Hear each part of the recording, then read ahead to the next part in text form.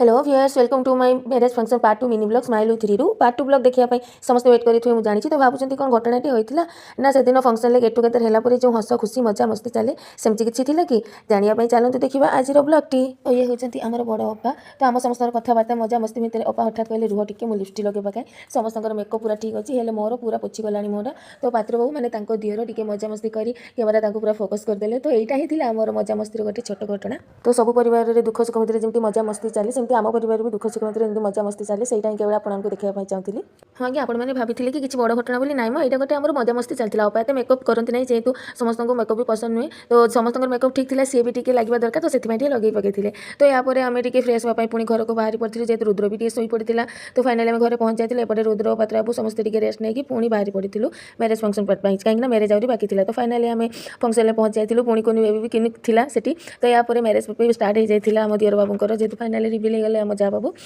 बाबू नुहे जहाँ मैडम बाबू तो यहाँ फंक्शन सारा पुणी सबुदिन पर आम घर को पुणी फेरी आसलु रोचे जय जगन्नाथ सब्सक्राइब करने बिल्कुल भूलिए नहीं।